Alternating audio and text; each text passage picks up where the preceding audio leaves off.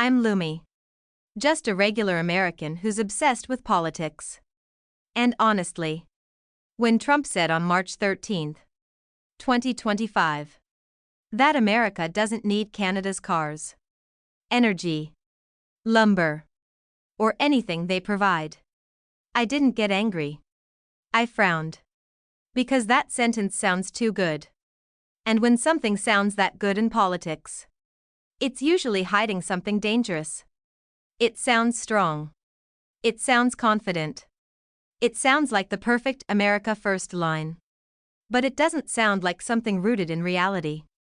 It sounds like a line written for emotions, not for how an economy actually functions. Politics is about motivation. Economics is about mechanics. Politics can ignore physics. The economy cannot. You can deny Canada on a podium. You can't deny Canada at a gas station. You can't deny Canada in an auto factory. You can't deny Canada in a power control room. A lot of Americans nod when they hear this because we're taught to admire independence, strength, self-sufficiency. But modern countries don't survive by isolation. They survive through deeply integrated systems that lock economies together. The U.S. Canada relationship isn't just trade. It's structural. It's biological. We share energy arteries. We share industrial nerves. We share manufacturing bones. So when someone says, "We don't need Canada," it doesn't sound powerful to me.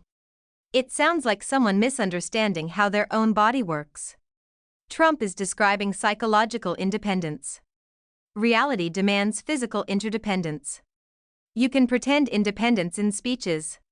But pipelines, power grids, railroads, minerals, and supply chains don't pretend. America can say it doesn't need Canada. The American economy doesn't have that option. If you really want to know whether America can live without Canada, you don't start with politics. You start with energy. Because energy isn't just another product. It's the bloodstream of modern civilization. The United States imports about 4.3 million barrels of oil from Canada every single day. That's roughly 63% of all U.S. crude oil imports. In other words, nearly 2 out of every 3 barrels of foreign oil America uses come from Canada. Natural gas is even more extreme. Almost 100% of the natural gas the U.S. imports by pipeline comes from Canada. Not half. Not most. Almost all of it. So when Trump says, "We don't need Canadian energy," my brain doesn't go political. It goes physical. Where does the oil come from? Where does the gas come from? People love to say, "But America produces its own energy." True. But production is not the same as replacement. Canada's energy advantage isn't just volume. It's proximity. It's stability. It's safety. It's price. No tankers. No choke points like the Strait of Hormuz. No war zones. No pirates. Just pipelines. It's one of the cheapest and most secure energy supply systems on Earth. So saying we don't need it isn't strength. It's voluntarily cutting a perfect artery. And once Trump adds the threat of 100% tariffs, this stops being rhetoric and becomes economic self-harm. Energy is not something you can switch overnight. You can't break with Canada today and magically have Saudi Arabia, Norway, or Venezuela fill a 4.3 million barrel gap tomorrow. There isn't that much spare capacity. There isn't that much shipping capacity. And there certainly isn't that much cheap capacity. Canadian energy is cheap because it moves through pipelines. Once you force it onto ships, you permanently bake a geography tax into U.S. energy prices. That tax doesn't hit governments first. It hits American consumers. Higher energy costs mean higher gasoline prices, higher electricity bills, higher heating costs, higher transportation costs. And higher food prices. Not maybe. Not politically. Physically. So when I hear America doesn't need Canadian energy, I don't hear confidence. I hear a dangerous misunderstanding of how the energy system actually works. When people hear 100% tariffs on Canada, they think it means punishing Canada. But tariffs don't punish countries. They punish consumers. Tariffs are paid by importers. Importers pass the cost to wholesalers. Wholesalers pass it to retailers. Retailers pass it to you. There is no shortcut. No exception. Now apply that to energy. Canada sends 4.3 million barrels of oil into the U.S. every day. A 100% tariff means the cost of that oil doubles overnight for American refineries. Refineries can't absorb that. They pass it to gas stations. Gas stations pass it to drivers. The result: gas prices rise by 30 to 70 cents per gallon. That's not political speculation. That's mechanical economics. Let's make it personal. If you buy 15 gallons a week, that's 60 gallons a month. Even a 40-cent increase costs you $24 more every month. Almost $300 a year. And that's just gasoline. Not electricity. Not heating. Not groceries that get more expensive because trucks now cost more to run. So being tough on Canada quickly becomes being tough on American families. And here's the brutal part. This isn't a temporary hit. Once Canada is pushed out by tariffs, the U.S. must rely on oil that is farther away, more expensive, and more geopolitically risky. That permanently raises America's energy floor. You're not paying for a negotiation tactic. You're paying for a worse energy system. So when I hear 100% tariffs, I don't think about diplomacy. I think about bills. American bills. If energy is the bloodstream of the economy, the auto industry is its nervous system. And that nervous system was never designed to be American. It was designed to be North American. People imagine a car being built in one factory, in one state. That's fantasy. In reality, before a car is finished, its parts cross the U.S. Canada border 6 to 7 times. The engine might be made in Ontario. The transmission in Michigan. Electronics in Quebec. Body panels in Ohio. Final assembly back in Canada or the U.S. This is not accidental. It's the result of decades of optimization for efficiency and cost. So when you impose a 100% tariff on Canada, you're not taxing Canadian cars. You're taxing every movement inside the North American auto system. And here's the killer detail. You're not taxing the car once. You're taxing the same parts multiple times. That's exponential cost growth. A part that costs $500. After one border, it's $1. 000. After another, it's $2. 000. After another, it's $4. 000. The real world won't be that extreme. But the direction is the same. Costs snowball. Which means, first, car prices explode. Not hundreds of dollars. Thousands. Second, U.S. auto factories get strangled. Because they depend on cross-border parts.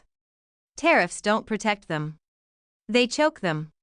Third, the dream of bringing manufacturing back collapses. You can't rebuild industry while destroying its supply network. When Trump says we don't need Canadian cars, he's thinking in finished products. The real dependency is structural.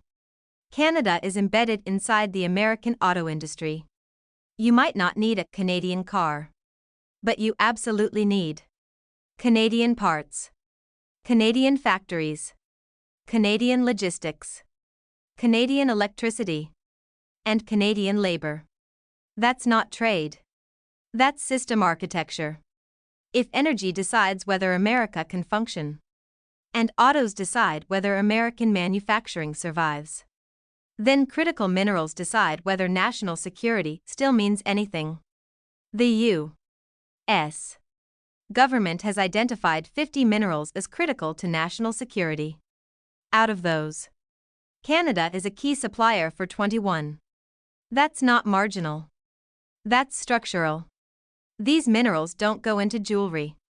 They go into missile guidance systems, fighter jet engines, radars, satellites, nuclear submarines, chip manufacturing tools, and EV batteries. They are the source code of American military and high-tech power. You can be politically aggressive. You cannot improvise materials for weapons systems. Mineral supply chains are slower than energy or autos. Much slower.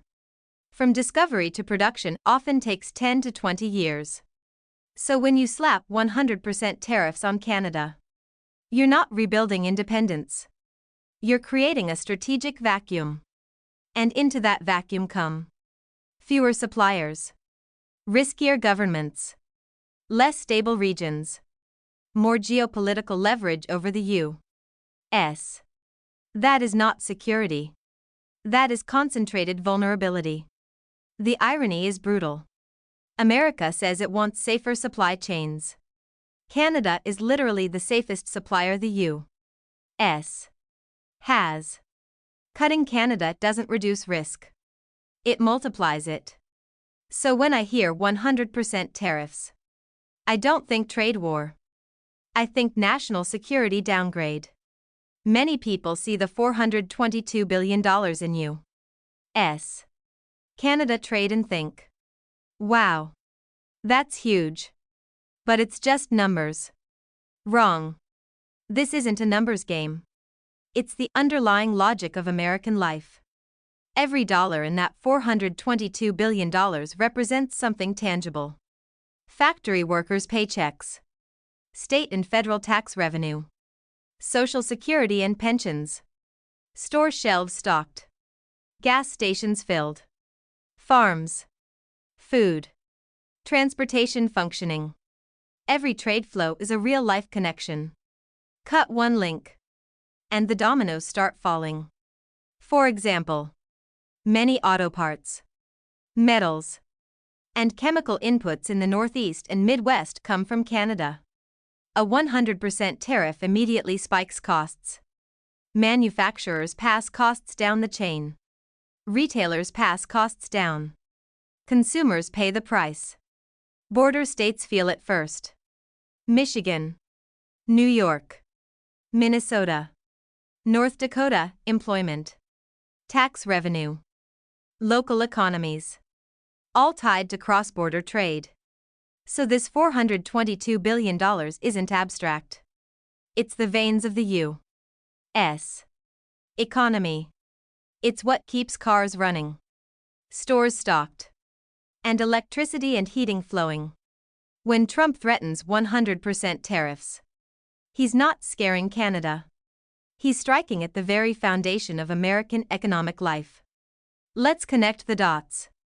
Energy, autos, minerals, trade, each a critical node in the U.S. economy. Now imagine Trump actually implements 100% tariffs on Canada. The result is brutal. A domino effect hitting every American's daily life. First, gasoline prices spike. 30 to 70 cents per gallon isn't just about filling your tank. Transportation, food supply chains, logistics all get more expensive. Every delivery, every carton of milk, every bag of potatoes, every soda bottle, tariffs ripple through them all. Second, the auto industry grinds to a halt. Parts cross the border 6 to 7 times. Costs explode exponentially.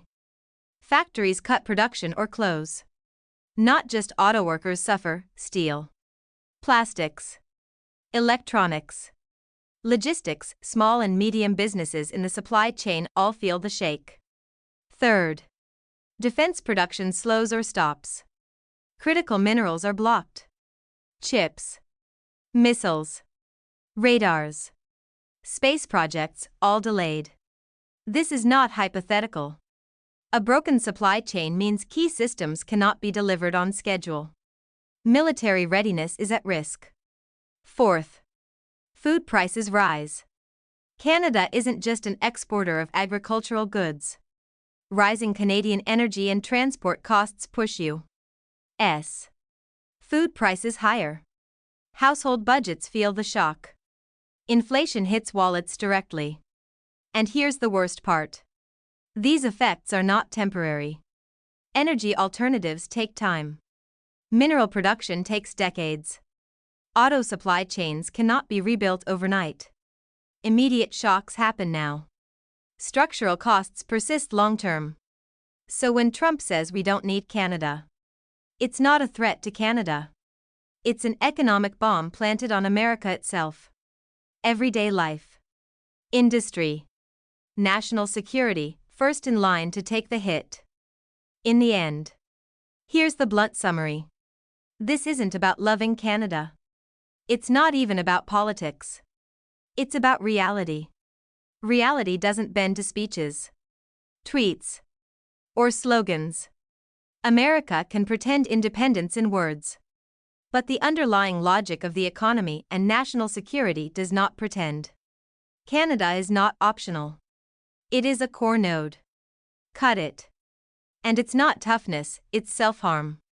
Energy, autos, critical minerals, trade, these aren't abstract numbers. They are the nervous system, bloodstream, and skeleton of the United States. If these systems break, America doesn't win. America suffers first. America breaks first. So my conclusion is simple. Be tough where reality allows. Don't experiment with national supply chains. Don't use household budgets as bargaining chips. Respect reality, that is real hardcore strategy. This is me, Lumi. A regular American obsessed with politics, but obsessed with reality even more.